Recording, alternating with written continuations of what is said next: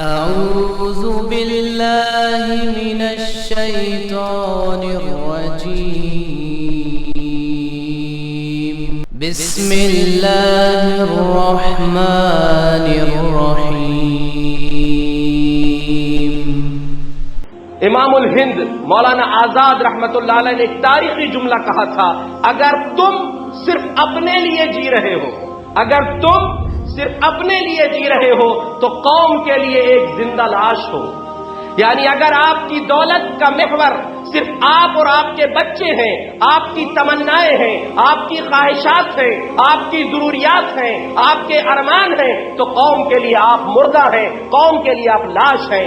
آج ہم اپنے شہر کا معائنہ کریں، ہمارے شہر میں چھوٹی سطح کے پرائمری تک، مڈل تک تعلیم کے لیے بچے اور بچیوں کے لیے اچھا انتظام ہے، جہاں پردے کا بھی خیال رکھا جاتا ہے، لیکن حقیقت میں اصل پردہ اب وہاں سے شروع ہوگا مڈل کے بعد ہائر ایجوکیشن کے لیے۔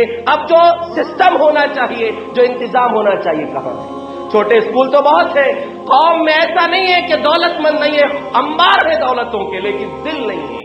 وہ اپنے لیے جینا چاہتے ہیں، اپنے لیے کرنا چاہتے ہیں، ان کو قوم کے بچوں کی فکر نہیں ہے۔ قیامت کے دن پوچھے گا اللہ، ہمیں سبق سکھایا گیا ہے۔ عثمان غنی غزوہ تبوک کے موقع پر 900 اونٹ دیے تھے، 200 گھوڑے دیے تھے اور بہت سارے دینار دیے تھے، یعنی کروڑوں روپے کی سمپتی ایک وقت میں دیا تھا۔ اس وقت نبی نے فرمایا تھا ما ضر عثمان ما عمل بعد اليوم قط، آج کے بعد عثمان ایک نیکی بھی نہ کرے تو کوئی دقت نہیں۔ صحابہ کرام ہجرت کر کے مدینہ پہنچے تھے، روما نامی ایک شخص تھا یہودی، جس کا کنواں تھا، پانی بیچتا تھا۔ مسلمان ویسے ہی تو بیچارے ٹوٹے ہوئے تھے، پریشان حال تھے۔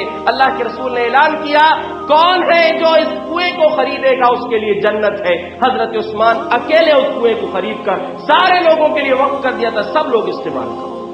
اللہ کے بندو، رب نے دولت دی، اس کا استعمال کرو۔ ہمارے معاشرے میں ہم اپنے شہر کی بات کریں، ہمیں دو چیزوں کی انتہائی ضرورت ہے۔ ایک، ہمارے پاس تعلیمی مراکز ہو اور جگہ بھی ہے، اور میں اس مسجد کے ذمہ داروں سے بات کہوں گا کہ آپ کے پاس الحمدللہ جگہ ہے، کوشش کیجئے، اٹھیے، اور سارے کے سارے افراد آپ 1 روپیہ دے سکتے ہیں، دعا دے سکتے ہیں، کوشش کر سکتے ہیں، ہر ایک مل کر یہ کوشش کریں کہ ہم بہترین تعلیم کا انتظام کریں، اور خاص طور سے لڑکیوں کی تعلیم کا انتظام کریں، جہاں ہمیں کسی اور کی پابندی نہ ہو، اپنی مرضی سے ہم اپنے انداز میں تعلیم کے ساتھ تربیت کر سکتے ہوں۔ اور دوسرا، وہ ہاسپٹل جس میں خاص طور سے قوم کی بہو بیٹیوں کا، بہنوں کا، ماؤں کا علاج ہو سکے۔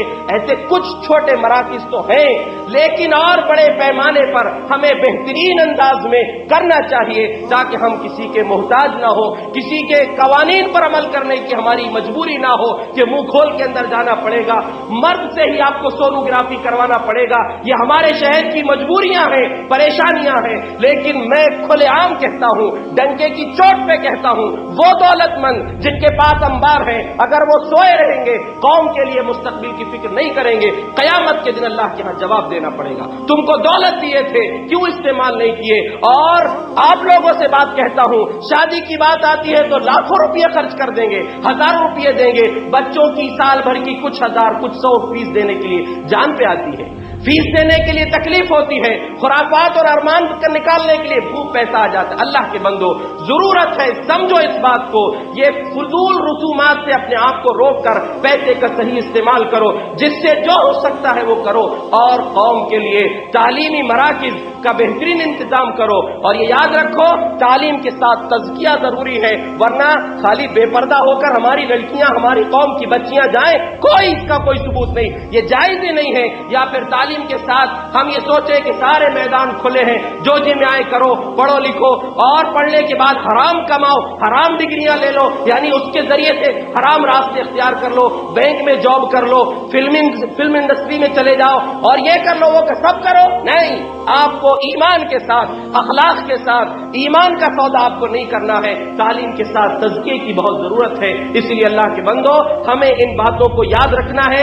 سیرت نبوی ہمیں یہ سکھاتی ہے کہ ہم ہم اپنے تعلیم کے ساتھ تربیت کی فکر کریں، اپنی غیرت اور پردے کا انتظام خود کریں۔ اللہ سے دعا ہے جو کچھ باتیں میں نے کہی ہے اللہ تبارک و تعالی ہمیں سمجھ کر عمل کرنے کی توفیق عطا فرمائے۔ حقیقت میں اللہ رب العالمین ان باتوں کو جو لوگ ذمہ دار ہیں کسی بھی اعتبار سے ذمہ داروں کے دلوں تک اللہ پاک ہماری باتوں کو اتار دے۔ اللہ رب العالمین قوم کو یہ شعور عطا فرمائے کہ وہ اپنے مستقبل کی فکر کرے، اپنے بچوں کی مستقبل کی فکر کرے، قوم کے بچوں کی مستقبل کی فکر کرے۔ اللہ رب العالمین جب تک زندہ رکھ فتنوں سے بچا کر ایمان اور اسلام والی زندگی نصیب فرما جب ہمارا خاتمہ ہو ایمان پر ہو۔ آمین۔ وآخر دعوانا ان الحمد للہ رب العالمین۔